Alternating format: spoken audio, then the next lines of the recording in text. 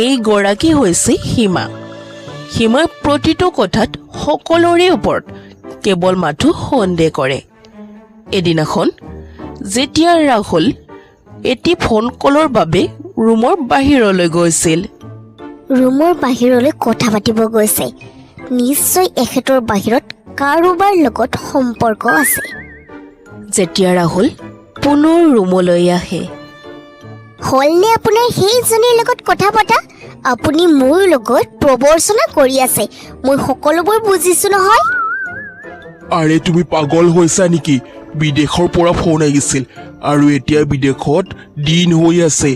এতিয়া মোৰ ছোৱালীৰ পিছত ঘূৰি থকাৰ সময় নাই, এইবিলাক গ'ল আৰু। দ্বিতীয় দিনা ৰাতিপুৱা যেতিয়া ৰাহুল অফিচ যাবলৈ ৰেডি হৈ আছিল। আৰে বা, অফিচ যাবলৈ ইমান ৰেডি হ'ব লগা হৈছে যে? কোনে কৈছে আপোনাক অফিচ যাবৰ সময়তো ইমান ধুনীয়া হৈ যাবৰ বাবে? উফ সীমা, তোমাৰ লগত আৰু একোৱেই নহ'ব।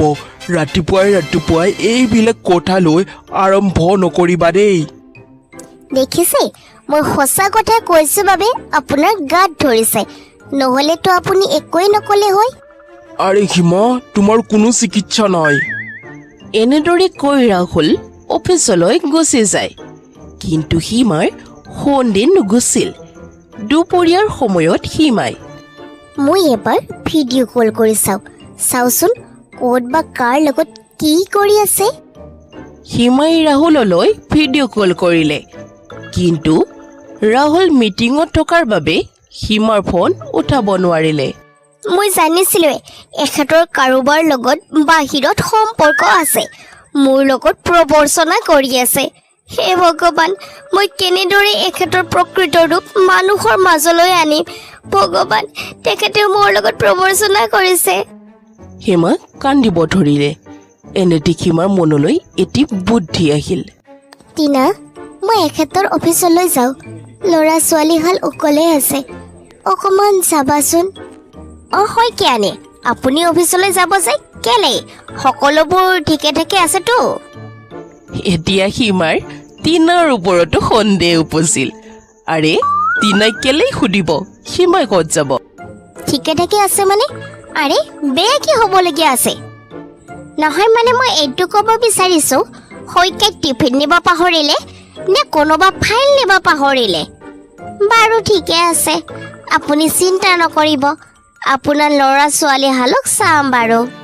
সীমাৰতো একেবাৰেই মন নাছিল টিনাৰ লগত ল'ৰা ছোৱালীক থৈ যাবৰ বাবে। কিন্তু কি কৰিব, একো উপায়ো নাই। সীমা অফিচলৈ যায়। মই মিষ্টাৰ ৰাহুলক লগ কৰিব বিচাৰোঁ। চাওক, আপুনি লগ কৰাৰ বাবে সময় লৈছেনে? যদি লোৱা নাই নোৱাৰিব। হে ভগৱান, মোৰ হাজবেণ্ডে অন্য ছোৱালীক সময় লৈ লগ কৰে। হে ভগৱান। সীমা কান্দিব ধৰিলে। তেনেতে তালৈ ৰাহুল আহে। আৰে সীমা, তুমি ইয়াত কেনেকৈ? আৰু কি হৈছে, কান্দিছা কেলে? আপুনি মোৰ ভিডিঅ' কল কেলেই উঠোৱা নাই? আৰে মই মিটিঙত আছিলো সেইবাবে। কিন্তু তুমি কান্দিছা কিয়? সেইজনী ছোৱালীয়ে কৈছে তোমাক লগ কৰিবলৈ হেনো সময় লাগে। ইয়াৰ মানে তুমি অন্য ছোৱালীক সময় লৈ লগ কৰা, নহয়নে? তুমি মোৰ লগত প্ৰৱঞ্চনা কৰিছা। আৰে মূৰ্খ তিৰোতা, মই ইয়াত এটি ডাঙৰ পদত কাম কৰো। মই সকলোৰে লগত চাৰিটাৰে লগত কথা পাতিব নোৱাৰো নহয়, সময় মূল্য আছে মোৰ। ইয়াৰ পিছত সীমা ঘৰলৈ উভতি আহে। সীমা ঘৰলৈ উভতি অহাৰ লগে লগে, মা, মই লগৰ কেইটিৰ লগত গ্ৰুপ ষ্টাডি কৰিব যাওঁ। কেনেকে কিয় কিতে?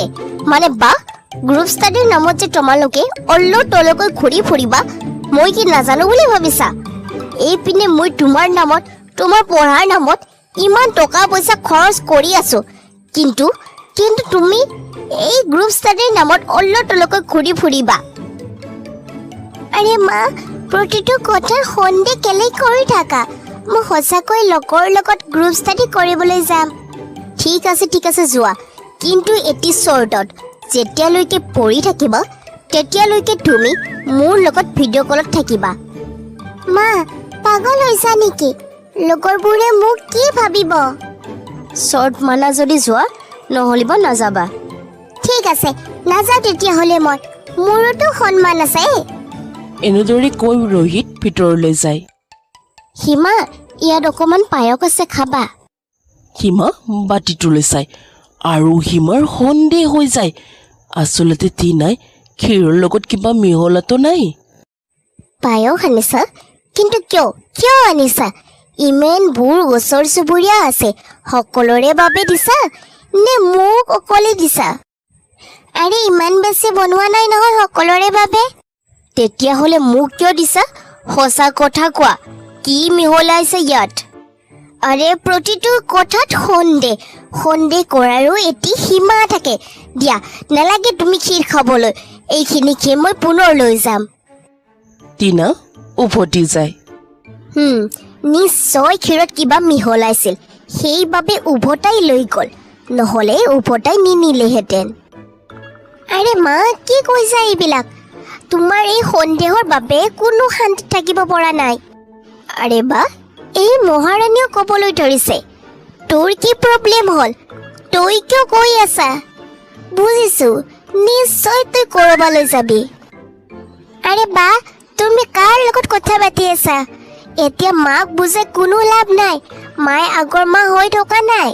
সীমাৰ এই ব্যৱহাৰৰ বাবে সকলোৱে সীমাৰ পৰা দূৰত যাব ধৰিলে। ওচৰ চুবুৰীয়া সম্পৰ্কীয় মানুহ কোনো নোহোৱা হ'ল। এদিনাখন